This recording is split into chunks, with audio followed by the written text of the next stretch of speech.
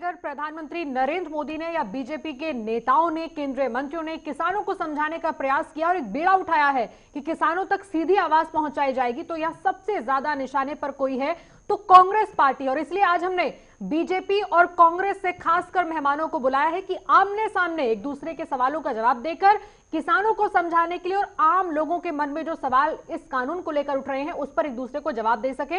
इसीलिए सबसे पहले हमारे साथ हैं शबनम पांडे बीजेपी से। शबनम जी, बहुत बहुत स्वागत है आपका।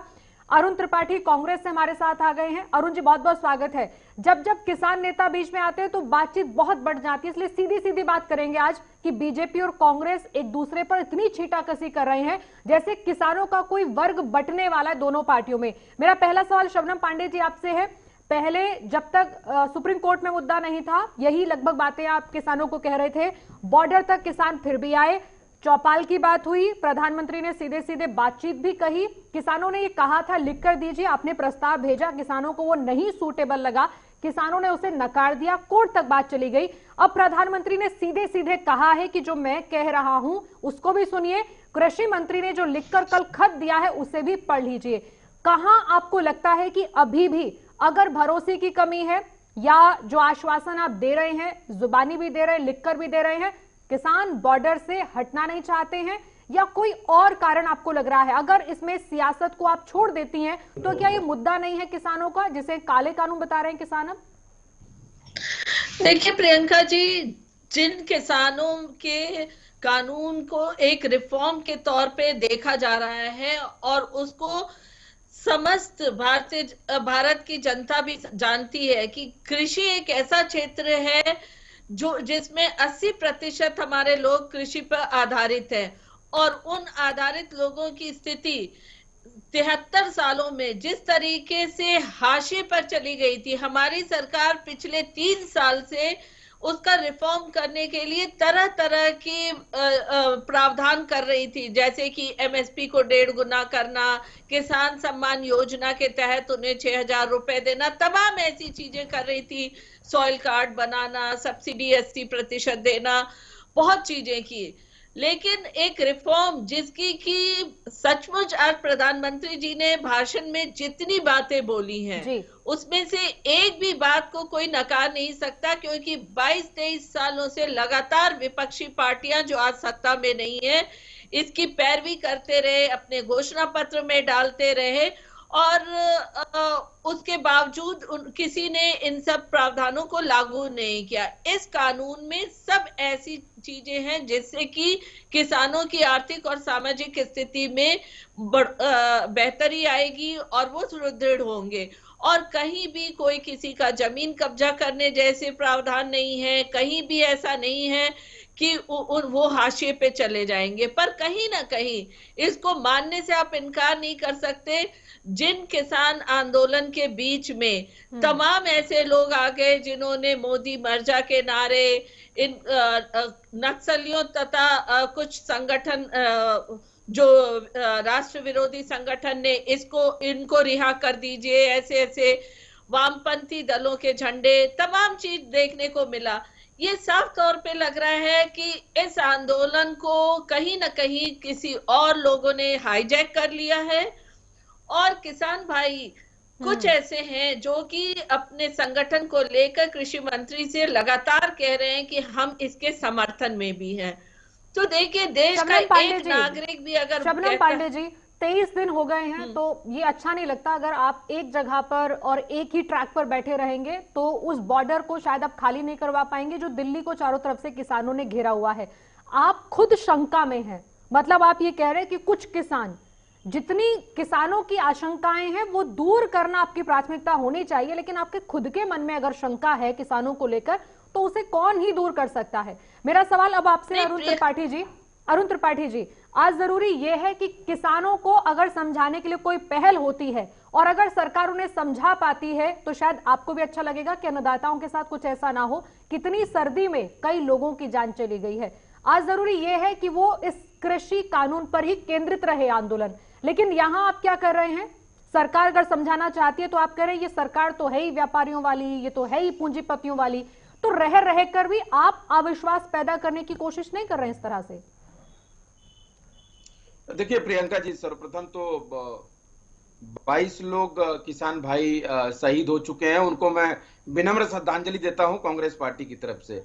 और दूसरा बात कि हमारी बड़ी बहन आज बैठी हुई है डिबेट्स में, तो उनको प्रणाम करके मैं आगे बढ़ता हूं। और आपने बिल्कुल सही सवाल उठाए, लेकिन आप एक जगह चूक गई।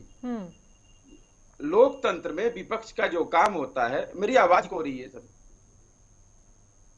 लोकतंत्र में विपक्ष का काम ही यही होता है कि जब इस देश की जनता को दुख दर्द हो या उनके प्रति देश की सरकार कोई इस प्रकार की कानून लाए जो उनके हितकारी ना हो, तो विपक्ष उनके साथ खड़ी होती है।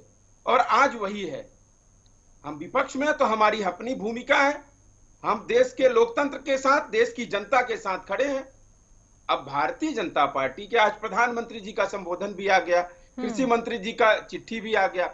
अब देखिए, ये बात समझने वाली है कि क्या कृषि मंत्री या आज नहीं कल कोई और मंत्री आश्वासन देकर कि ये देश चलाएगा, या विधायिका से बिल, जो विधायक या विधायिका से संसद से कानून बनेगा उसके तहत ये देश चलेगा। बोलने की बात तो अभी आई ना, प्रधानमंत्री ने तो आज बोला, कृषि मंत्री ने कल चिट्ठी लिखी है, उससे पहले लिखकर क्या प्रस्ताव नहीं गया था किसानों के पास? या आप लोगों ने नहीं पढ़ा कि लिखकर दिया है कि एमएसपी रहेगा और जो मंडियां है वो खत्म नहीं होंगी? वो लिखित में नहीं था? बिल्कुल बिल्कुल बिल्कुल प्रियंका जी, वही मैं कह रहा हूं कि मंत्री के लेटर हेड पे लिखने से नहीं चलेगा ये देश। आप कानून अगर बनाए हैं तो कानून में उसका अक्षर मेंशन नहीं है, उसको मेंशन करना होगा। त्रिपाठी जी, आपकी तरफ से जिस दिन वो प्रस्ताव लिखकर गया, जिस दिन वो प्रस्ताव लिखकर गया, एक नाम कांग्रेस लीडर का बता दीजिए जिन्होंने ये कहा हो कि ये जो प्रस्ताव लिखा है ना, ऐसे इसको कानून में डाल दीजिए। किसी ने कहा ये? सबने कहा कानून वापस होने चाहिए, इन प्रस्तावों से हमें कोई मतलब नहीं है। आप क्या लिख कर देते हैं, क्या बोलते हैं? प्रियंका जी, कांग्रेस का क्या लिख कर दीजिए। पहले रट थी, लेकिन दूसरी रट आपने पकड़ी कि हमें तो कानून वापस करने हैं। अगर वापस ही करने थे तो फिर वो गलतियों में सुधार की गुंजाइश क्यों छोड़ दी थी आपने? क्यों किसान नेता जब बात करने जा रहे थे तो आपको लग रहा था कि सरकार लिखकर ही नहीं देगी अब तो? नहीं प्रियंका जी, मैं कांग्रेस का पक्ष आपको क्लियर कर दूं। जब यह प्रस्ताव दिया गया तो कांग्रेस का एक ही मांग है कि इस कानून को रद्द किया जाए। पहली चीज, क्योंकि यह कानून जब पास हुआ था सदन में तो उस समय सत्तासीन पार्टी के पास बहुमत नहीं था। लोकतंत्र की हत्या करके यह बिल पारित की गई थी, आपको ज्ञात होगा। 6 महीने से फिर आप क्या कर रहे थे इतने दिन से? आप ये ढूंढ रहे थे कि किसान निकल कर आए, कैसे फौज तैयार करें, कैसे आंदोलन शुरू किया जाए। 6 महीने तैयारी कर रहे थे आप। दोबारा यह बिल सदन में लाया जाए और विपक्ष को सहमति में लिया जाए, उसके साथ चर्चा किया जाए, संवाद स्थापित किया जाए, देश के किसान भाइयों के साथ संवाद स्थापित करके नया कानून बना दे। भाई, आप सरकार उनकी है, उनके पास बहुमत है, लेकिन कम से कम वही चीज दें इस देश की जनता को जो इस देश की जनता के हित की हो, अनहित की नहीं हो। मैं आपसे और भी सवाल लूंगी, अरुण त्रिपाठी जी, देश की सरकार और भी सवाल लूंगी। आप भी जानते हैं कुछ चीजें आपकी तरफ से भी ऐसी हुई हैं जिसमें आपने कहा कि 500 रुपए हर महीने दे देना, ये कौन सी बड़ी बात हुई? क्या किसी भी इंसान के खाते में अगर सरकार सीधा फायदा पहुंचाना चाहती है, ये कहां आपको लगता है कि सरकार कोई मेहरबानी कर रही है किसानों को पैसा देकर? अगर ये मेहरबानी, तो आप लोगों ने क्यों नहीं मेहरबानियां की ऐसी? किसान आज तक क्यों नहीं किसी ऐसी कैटेगरी में आया जहां उसको कर्ज ना लेना पड़े, कर्ज माफी के लिए आपको लिखना ना पड़े, जहां आप कह सके कि आप इतना इनकम और इस दायरे में किसान को लाएंगे? कोई फॉर्मूला आप बना नहीं पाए। शबनम पांडे जी, आप भी तो उसी रास्ते पर चल रही हैं। कौन सा फॉर्मूला आपने किसानों की आय का आज तक निकाला कि किसान अब पर भरोसा करने लग जाएं कि आप जो बोलेंगे वो होगा, जो लिख कर देंगे वो भी होगा? देखिए प्रियंका जी, हम जब से सरकार में आए, यहाँ तक कि हमारे घोषणा पत्र में भी था कि हम किसानों की आय दुगनी करेंगे। उस पर जितने भी कदम हमने उठाए, किसी एक में भी बता दीजिए कि हमने किसी चीज में किसानों की कटौती की है। हमने किसानों की तरफ अपने कदम बढ़ाए हैं, पीछे एक बार भी नहीं किए हैं। और अगर अरुण त्रिपाठी जी कहते हैं कि हेलो, मेरी आवाज आ रही है? बोलिए शबनम जी, अगर अरुण त्रिपाठी जी कहते हैं कि इस कानून को हाँ या ना पे आप कहते हैं कानून को हटा देने की बात, तो बताइए तो कौन सी ऐसी बात है कि कानून हटाने की बात करते हैं? किसानों ने जिन जिन मुद्दों पे अपना प्रश्न चिन्ह रखा या समस्या रखी, कृषि मंत्री जी ने सबका निवारण करते हुए उन्हें प्रस्ताव में वो सारे बिंदुओं में संशोधन करते हुए उनको दिया है। तो देखिए, मुद्दा वापस कर लीजिए कानून को, ये कहीं ना कहीं ऐसा लग रहा है इसमें राजनीतिक खेल है, क्योंकि जो भी चीजें हमारे कानून में प्रावधान किया गया है ये इनके मैनिफेस्टो में भी रहा था, तो इन्होंने अपने मैनिफेस्टो में ऐसा क्यों डाला? इससे पहले कृषि मंत्री रहे यूपीए के समय, उन्होंने क्यों इन सब प्रावधानों की पैरवी की थी?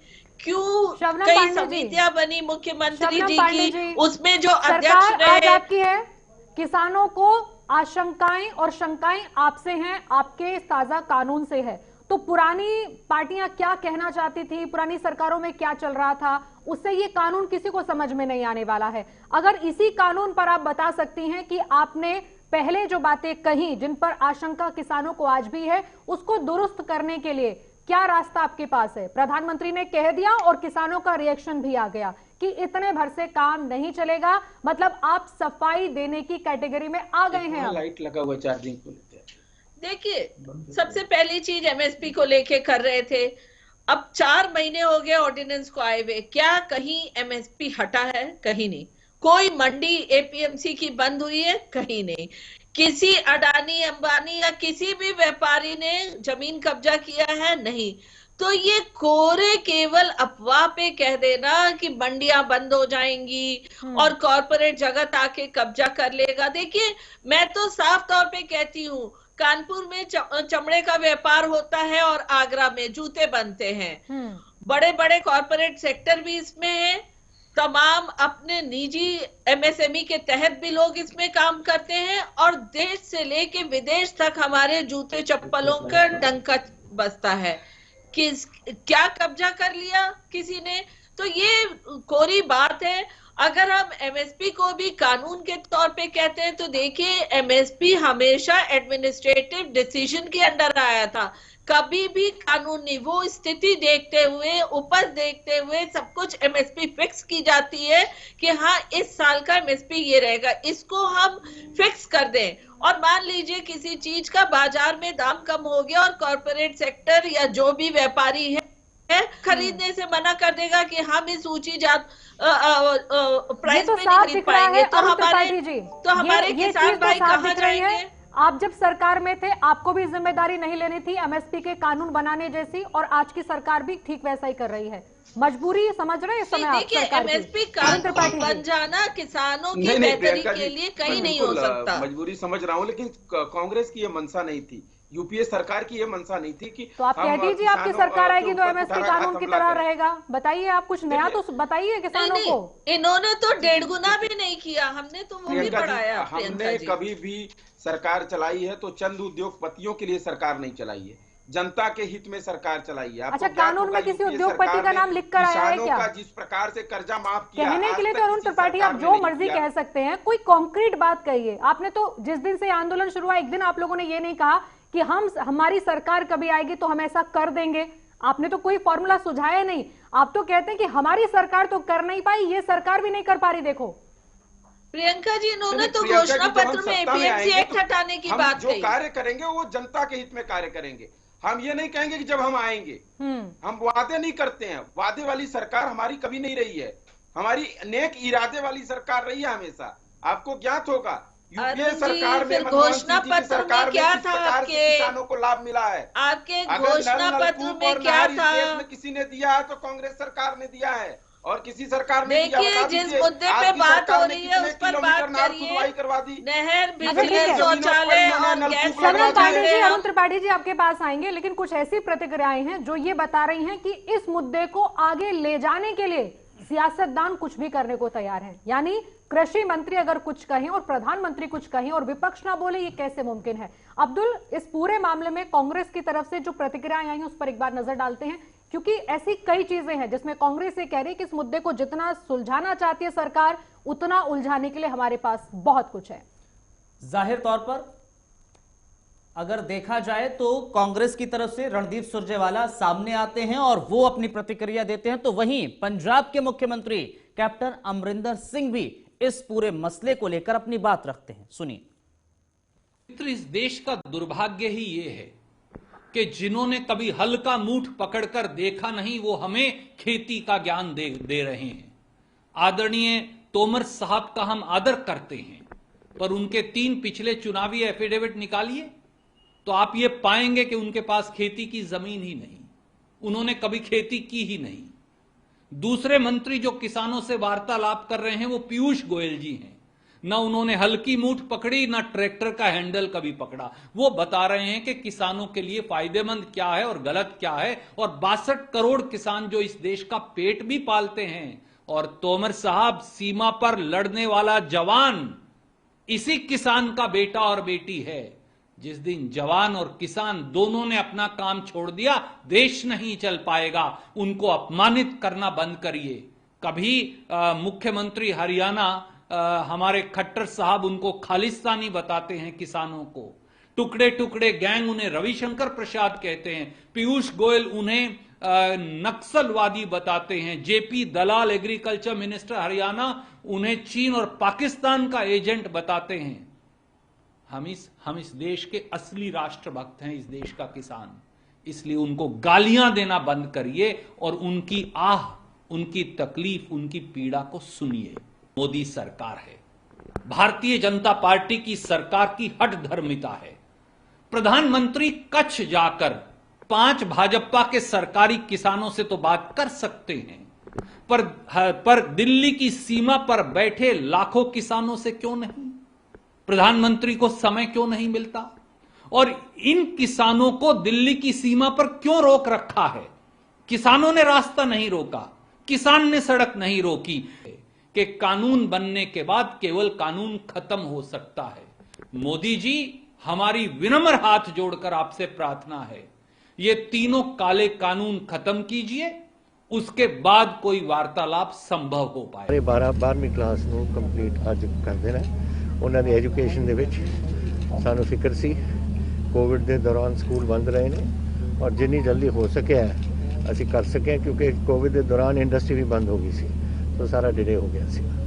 Anyway I am very happy कि आज सारे पंजाब बंदे जा रहे हैं। और दसो सर, पीएम साहब ने बोला है कि पॉलिटिकल पार्टीज मिसलेड कर रही हैं फार्मर्स को और वो ये करना बंद कर दें। आप इस फंक्शन पे रहिए। सर बहुत बड़ा आंदोलन है, किसान आंदोलन। सर, जिस तरह से दिल्ली के मुख्यमंत्री अरविंद केजरीवाल पहले अपने राज्य में उस चीज को लागू करते हैं, उसके बाद जो लोकसभा में, राज्यसभा में जो बिल पास हुआ है, कानून बना है, उसी बिल को वो अपनी विधानसभा के अंदर बांटते हैं। सर, किस तरह देखते हैं इस चीज को आप? वही नहीं, हमारे यहाँ हमारे जो बिल हमने पेश किए थे उसमें आम आदमी पार्टी ने सपोर्ट किया। हमारे साथ गवर्नर के पास गए और उनको, गवर्नर साहब को वो हमारा जो बिल था वो भी दिया उनको। फिर अगले दिन पिट मोड़ ली। ऐसा ही अभी इनका अकालियों का भी यही काम है, अंदर कुछ बाहर कुछ, सब पॉलिटिक्स खेल रहे हैं।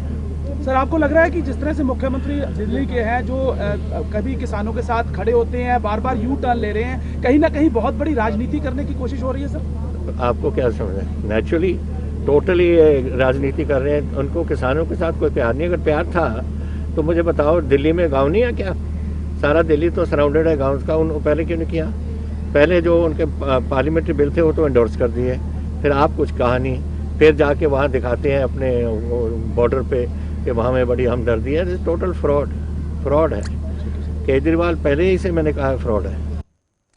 तो आपने प्रतिक्रियाएं सुनी रणदीप सुरजेवाला को और कैप्टन अमरिंदर को भी। इस समय हमारे साथ हमारे संवाददाता नवदीप छाबड़ा जुड़ गए हैं, सीधे चंडीगढ़ से हमारे साथ जुड़ गए हैं।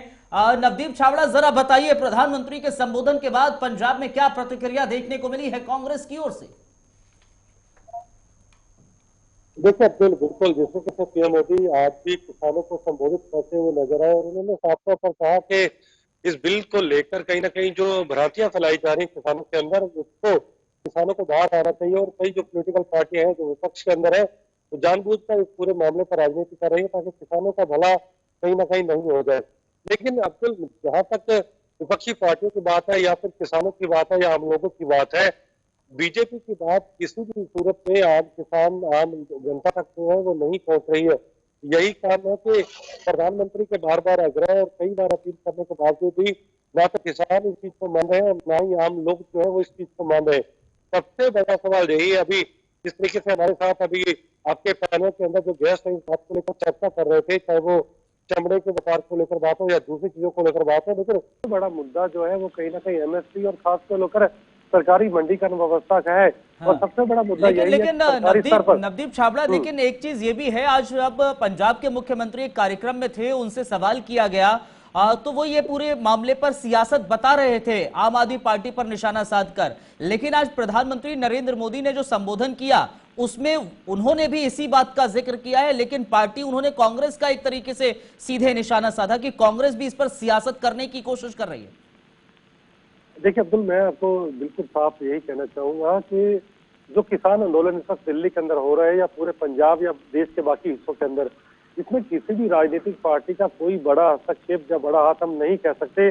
और अगर राजनीतिक पार्टियां इन आंदोलन को चला रही होती तो शायद ये आंदोलन अब तक कब तक खत्म हो गया होता। यही कारण है कि पंजाब से जो उठा ये किसानों का ये आंदोलन है, जन आंदोलन बन चुका है।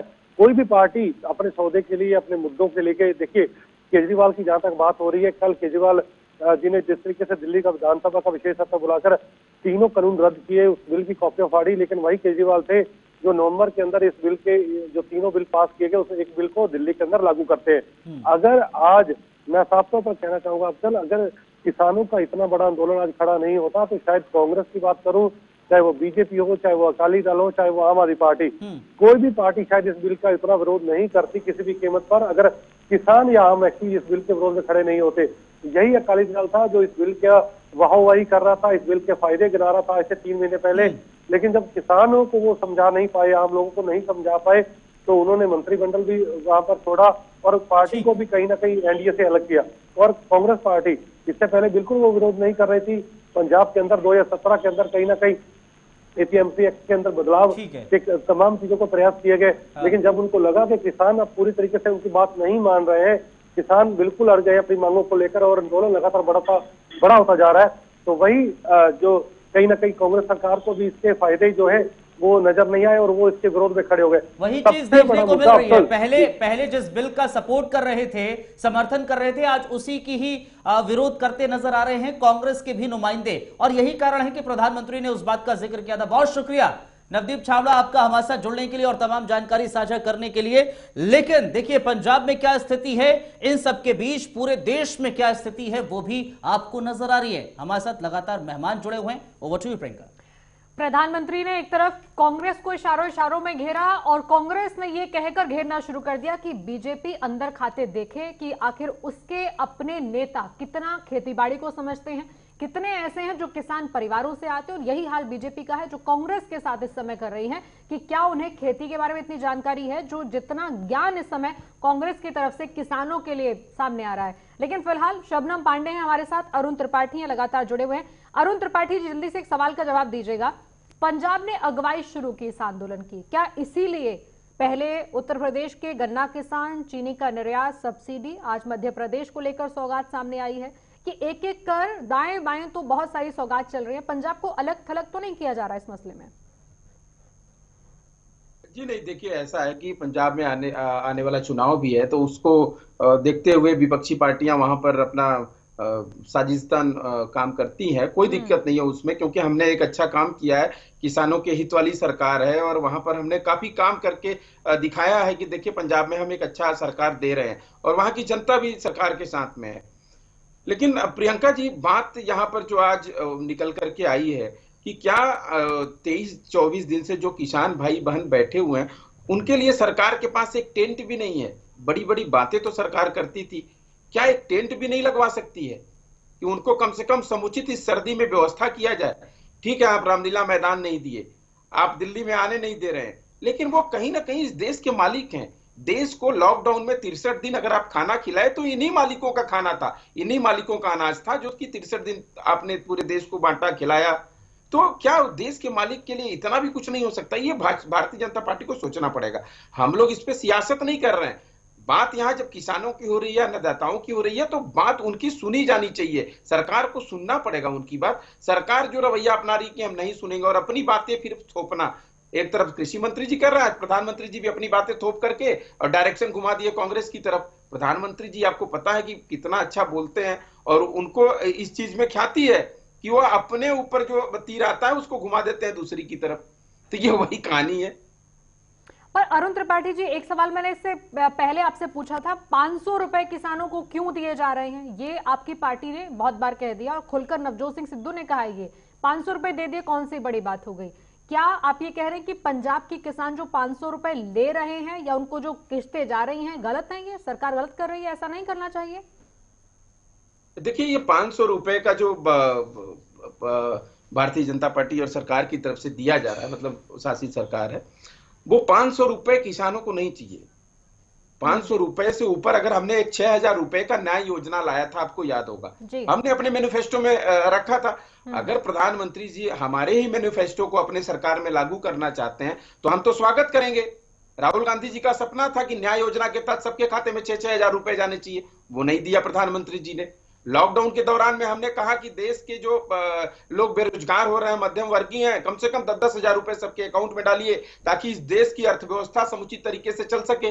जब लोगों के पॉकेट में पैसा आएगा तो वो मार्केट में आएगा, मार्केट जब चलेगा तो अर्थव्यवस्था हमारी बढ़ेगी। लेकिन प्रधानमंत्री जी ने वो नहीं सुना, क्योंकि जो अच्छी चीजें हम बोलते हैं वो प्रधानमंत्री जी नहीं सुनते हैं, उसको घुमा करके अलग तरीके से पेश करना चाहते हैं। आपको ज्ञात होगा कि अगर इस देश में अनाज देने के लिए लॉकडाउन में सबसे पहले किसी ने पत्र लिखा था तो आदरणीय सोनिया गांधी जी ने लिखा था प्रधानमंत्री जी को पत्र की 10 किलो चावल और गेहूं और राशन दिए जाएं लोगों को। प्रधानमंत्री जी ने उसमें भी कटौती करके 5-5 किलो देना शुरू किया, आपको ज्ञात होगा। तो इस प्रकार से अगर आपके पास अनाज भरा हुआ है और वहीं से इनके दिमाग में आया कि हमारे पास तो अनाज भरा हुआ है, कांग्रेस ने इतना अनाज कैसे भर के रखा था इतने दिनों से, हमारे दिमाग में नहीं आया, ये तो प्राइवेट वालों के पास होना चाहिए। आज वही स्थिति है कि प्राइवेट को इसीलिए लाया जा रहा है कि ये अनाज जो है सरकार प्राइवेट उद्योगपतियों से खरीद करके तब अपनी मंडियों को भरेगी। कल को अगर देश आपदा में जाता है तो ये सरकार के पास अनाज कहां से आएगा, क्योंकि ये तो उद्योगपति के पास चला जाएगा अनाज। तो उद्योगपतियों से क्या 1 रुपए का किलो चावल जो है वो 100 रुपए किलो खरीदेंगे? ये भी स्पष्ट करना होगा। एक छोटी सी बात बताइए, ऐसे तो आप बहुत सारी चीजों में ऐसे तर्क लेकर आते हैं जो अभी हुआ नहीं है उसमें ये हो जाएगा और इसी के ऊपर सारी कहानी है कि बिल में जो लिखा नहीं है लेकिन हो जाएगा ऐसा। क्या आज की डेट में एमएसपी पर जो खरीद मंडियों के अंदर हो रही है उसके बाहर कोई खरीदारी नहीं होती है? उसके बाहर कोई किसान कोई उत्पाद बेच नहीं रहा है क्या? सारा 100% क्या मंडी में खरीदारी होती है? नहीं, देखिए प्रियंका जी, बहुत सही सवाल है कि 100% मंडियों में खरीदारी नहीं होती, लेकिन आप एक बात समझिए कि अगर हमारे पास 1 बीघे खेत है और मैं 1 बीघे खेत का मालिक हूं और उसी अनाज से मुझे खाना भी है और उसी अनाज को हमें बेच करके अपने मसाले का भी इंतजाम करना है, तो हम वो 50 किलो चावल लेके तो मंडी नहीं जाएंगे, क्योंकि वो आने जाने में उतना भाड़ा खर्च हो जाएगा। तो हम किसी ऐसे अड़तिया को पकड़ेंगे जो मंडी का कार्य करता है, उससे हम 50 पैसे कम में अपना अनाज वहीं बेच देंगे कि भैया ठीक है मुझे पैसे दे दो, आप मंडी में बेचना। अब क्या है कि यहां पर दूसरा सिस्टम लाया गया है। यहां पर क्या है कि अड़तिया भी नहीं ले सकता, उद्योगपति के लोग आप तक पहुंच करके वो अपना रेट फिक्स करेंगे और उसी रेट में सामान उठा लेंगे। अगर ये सामान उनके पास चला गया, ये राशन उनके पास चला गया और वापस जब गरीब को चाहिए तो कितने रुपए किलो मिलेगा ये भी सुनिश्चित करना चाहिए सरकार को। 2 अलग अलग चीजें हैं जो आप कह रहे हैं, उससे मैं सहमत नहीं हूं इस बात से, क्योंकि आज जो सिस्टम मंडी के बाहर खरीदारी का बेचने का है उसमें बहुत बड़ा रिफॉर्म नहीं आने वाला है। एक चीज तो ये बहुत क्लियर है, आप पहले से मंडी में खरीदारी कर रहे थे, बेचने जा रहे थे, वो सिस्टम है। बाहर आपको कोई खरीदार मिलता है तो आपकी मर्जी है, क्या जबरदस्ती कोई व्यापारी आपके घर में घुसकर लूट कर लेगा? ऐसा नहीं है। क्या कोई माथे पर लिखकर आएगा मैं व्यापारी हूं? ऐसा नहीं है। लिखकर माथे पर आएगा मैं आड़ती हूं? ऐसा नहीं है। तो ये कंफ्यूज करने वाला स्टेटमेंट है जो समय आप कह रहे हैं। कोई इसमें आपके पास पुख्ता चीज है जो क्लॉज आपने कहीं कानून में पढ़ा हो तो बता दीजिए। देखिए प्रियंका जी, आप देखी होगी 2 दिन पहले आप ही लोगों के माध्यम से, चूंकि इस देश का मीडिया हमारा इतना मजबूत है कि सारी खबरें आ रही हैं देश के कोने कोने से, बिहार के समस्तीपुर में एक किसान अपने गोभी के खेत में ट्रैक्टर चला दिया, आपको ज्ञात होगा। उस पर कृषि मंत्री जी और सरकार ने भी अपने संज्ञान में लिया। आखिरकार ऐसा क्यों हुआ, किसी ने जानने की कोशिश नहीं की। जब गोभी उसकी पैदावार हुई और उसको जो मंडी में ले जा करके बेचने में खर्च मिलेगा उतना उसका किराया भाड़ा लग जाएगा ट्रैक्टर का, जिसमें वो लोड करके लेके जाएगा, तो वो अपनी खेत से लेके क्यों जाए? ये बात पहली है। और इस वजह से उसने ट्रैक्टर चला दिया। अगर उसका एक एमएसपी फिक्स होता कि गोभी इतने रुपए किलो मंडियों में बिकेगी और उसको खरीदा जाएगा तो वो जरूर लेकर के जाता। ठीक है ये अरुण बात त्रिपाठी जी, समझने वाली है। ये आपत्ति तो पहले दिन से है किसान नेताओं को कि अगर रिफॉर्म करने पर सरकार आई थी तो एक बात कम से कम मान ली जाती, एमएसपी की गारंटी दी जाती। उसके पीछे सरकार ने कई चीजें बताई हैं कि कारण क्या है, क्यों पहले की सरकार नहीं कर पाई, और ये सरकार भी इस बात की जिम्मेदारी क्यों नहीं लेना चाहती। मसलन उसमें बहुत सारी चीजें आप भी जानते होंगे कि एक तरह की पैदावार, एक तरह की फसलें उगाने का हमारे देश के अंदर ट्रेंड है, जो आसान लगता है हम बोते हैं और उसकी जितनी मर्जी खपत कम हो, लेकिन हम उस हिसाब से चलते हैं जो हमें सहूलियत लगती है। बहुत सारे लोग हैं जिन्होंने इससे हटकर काम करने की कोशिश की, लेकिन वो या तो बहुत ज्यादा नॉलेज रखने वाले हैं, नए नए एक्सपेरिमेंट करने वाले हैं, और वो हमारा जो किसान इस समय है वो इतना कुछ करने वाली कैपेसिटी रखता नहीं है, जिसकी वजह से सरकार जितना भी मदद करना चाहती है वो कम है, क्योंकि वहां तक पहुंच नहीं पा रही है सरकार। आपका बहुत बहुत शुक्रिया अरुण त्रिपाठी जी, आप हमारे साथ जुड़े। शबनम पांडे जी आपका भी। लेकिन आज मध्य प्रदेश के अंदर प्रधानमंत्री नरेंद्र मोदी ने वर्चुअल संबोधन से वहां के किसानों को तो खुश कर दिया। शिवराज सिंह चौहान ने इस पर कहा भी बहुत कुछ, न सिर्फ किसानों की सौगात को लेकर बल्कि कृषि कानून को लेकर। एक बार वो भी आपको सुनवाते हैं। प्रधानमंत्री श्रीमान नरेंद्र मोदी जी देश के किसानों के सबसे बड़े हितैषी हैं। किसान हित उनके लिए सर्वोपरि है और किसानों की आय को दुगना करना उनका जुनून है, और इसके लिए उन्होंने अनेकों योजनाएं बनाई है। एक तरफ प्रधानमंत्री किसान सम्मान निधि के रूप में 6,000 रुपया प्रतिवर्ष किसानों को दिए जाएंगे। अब ये 6,000 रुपया छोटे किसान के लिए बड़ा मायना रखते हैं। छोटे किसानों के ऐसा किसान जो पहले कभी बैंक के दरवाजे नहीं गया, जिसने कभी कर्ज बैंक जाकर नहीं लिया, ऐसे किसानों का सम्मान करने वाली मोदी सरकार अब समझाने के लिए न सिर्फ चौपाल लगा रही है अलग अलग राज्यों के अंदर, बल्कि अपनी जिम्मेदारी समझ रही है कि सीधा किसानों को समझाया जाए। लेकिन हकीकत क्या है, यही जानने के लिए सीधा रुख करेंगे। केशव दिल्ली से हमारे साथ हैं और संजीव कपासिया लखनऊ से हैं। सबसे पहला सवाल संजीव कपासिया आपसे है। लखनऊ में उत्तर प्रदेश के अंदर खासकर शुरुआत हो गई है चौपाल के जरिए ये बताने की कि किसानों से डायरेक्ट संवाद हो, जिससे उनकी आशंकाएं दूर की जाएं। आज भी कई जगह पर चौपाल लगी, लेकिन क्या किसानों के मन की आवाज पहले से कुछ आशंकाओं से विश्वास की तरफ बढ़ेगी? उम्मीद है इससे। प्रियंका जी देखिए, किसान हमेशा एक ऐसा वोट बैंक रहा है जिसे सभी राजनीतिक दलों ने अपने अपने हिसाब से इस्तेमाल किया है। और अब किसान बिल की, कृषि बिल की बात करें तो जिस तरीके से किसानों का विरोध प्रदर्शन पिछले 23-24 दिनों से दिल्ली बॉर्डर पर चल रहा है, उससे कहीं ना कहीं भारतीय जनता पार्टी को लगता है कि आगामी पंचायत चुनाव और आने वाले विधानसभा के चुनाव में किसान की नाराजगी भारी पड़ सकती है। यही वजह है कि आज उत्तर प्रदेश में मुख्यमंत्री योगी आदित्यनाथ इस समय अपने कैबिनेट मंत्रियों और उत्तर प्रदेश भाजपा के प्रभारी राधा मोहन के साथ नई रणनीति पर काम कर रहे हैं। इसके अलावा मेरठ की बात करें तो संजीव बालियान और स्मृति ईरानी ने किसानों से सीधा संवाद किया। वहीं आगरा में कृष्णपाल गुर्जर किसानों से सीधे रूबरू हुए। तो ये चीजें करने की भारतीय जनता पार्टी को जरूरत क्यों पड़ी, इसके पीछे जाने की जरूरत। आप समझिए, किसान उत्तर प्रदेश में बड़ा वोटर बैंक है और किसान यदि किसी पार्टी या किसी दल से नाराज होता है तो कहीं ना कहीं उसका राजनीतिक समीकरण बिगड़ सकता है। यही वजह है कि भारतीय जनता पार्टी जो दोहरी स्ट्रेटजी पे काम कर रही है। एक जो किसान आंदोलन प्रियंका जी दिल्ली बॉर्डर पर चल रहा है, दूसरा किसानों से घर घर जाकर बात कर रहे हैं। यानी उस आंदोलन की धार को कम करने की कोशिश भारतीय जनता पार्टी अपने कार्यकर्ताओं और नेताओं के माध्यम से कर रही है। हालांकि करना यह चाहिए, जिस किसान की हालत सदियों से खराब रही है उनसे सीधे संवाद करें और उनकी दिक्कतें क्या है उनको समझने की कोशिश करें। हो भी रहा है, अब प्रधानमंत्री नरेंद्र मोदी कर भी रहे हैं संजीव। लेकिन आपने दिल्ली बॉर्डर का जिक्र करा। केशव मिश्रा हमारे साथ, हमारे संवाददाता इस वक्त बुराड़ी ग्राउंड पर मौजूद हैं। जरा बताइए केशव, क्या इस वक्त वहां देखने को मिल रहा है, और आज प्रधानमंत्री नरेंद्र मोदी के संबोधन के बाद क्या थोड़ी सी संतुष्टि नजर आ रही है किसानों के भीतर?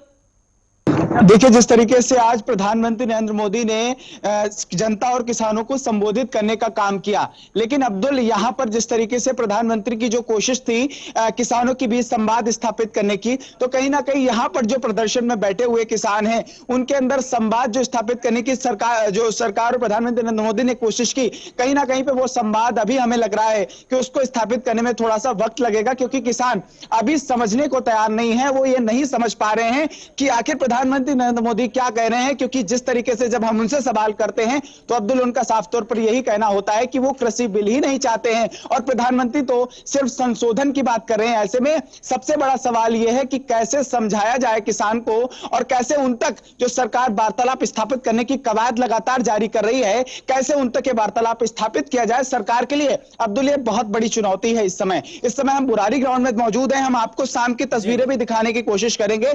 ये शाम का वक्त है, इस समय इनका जो भोजन है वो हो चुका है, ये चाय का वक्त है और इस समय ये सभी लोग चाय पी रहे हैं और हम कोशिश करेंगे कुछ किसानों से बातचीत भी करेंगे। लेकिन इससे पहले हम आपको दिखाएंगे कि हमारे साथ जो यहाँ के किसान नेता हैं, जिला प्रधान जी हैं, वो बैठे हुए, उनसे हम बातचीत कर लेते हैं, उनसे जान लेते हैं कि आखिर आज जो किसानों का जो जिस तरीके से प्रधानमंत्री नरेंद्र मोदी ने सीधे वार्तालाप करने की कोशिश की और समझाने का पूरा प्रयास किया, क्या लग रहा है? 1 घंटे का संबोधन आपने भी सुना होगा।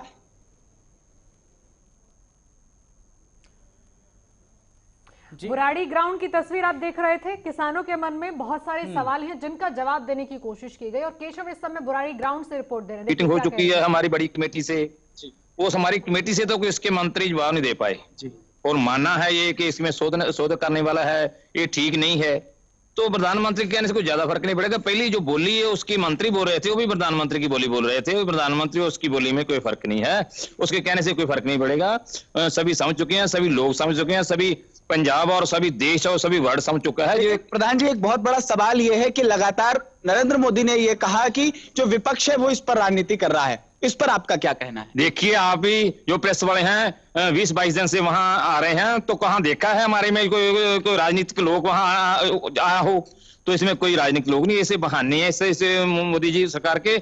इस बार हमने किसी भी राजनीतिक पार्टी को बीच घुसने नहीं दिया और कोई भी स्टेज पर नहीं आता, कोई भी वहां आने नहीं देते, कोई स्टिकर लगाकर यहाँ नहीं आ सकता। तो ये तो इसका एक बहाना है, बार उसी को किसी बात से। ये जानकारी देने के लिए, हमारे साथ जुड़ने के लिए और संजीव कपासिया आपका भी ये बताने के लिए कि उत्तर प्रदेश में अब अगला कदम चौपाल के जरिए क्या होगा, क्योंकि अभी तक जो स्थिति हमने देखी है उसमें ये तो बहुत साफ है कि किसान कुछ अलग सुनना चाहते हैं और अलग की भाषा ये है कि ये कानून वापस चाहिए। लेकिन क्या इतने भर से बात बनेगी? प्रधानमंत्री से लेकर मंत्रियों की फौज मैदान में है। किसानों के सामने उनकी आशंकाएं दूर करने की सबसे बड़ी चुनौती सरकार के पास है। फिलहाल आज के लिए इतना ही, फिर हाजिर होंगे। बाकी खबरों के लिए आप बने रहिए हमारे साथ।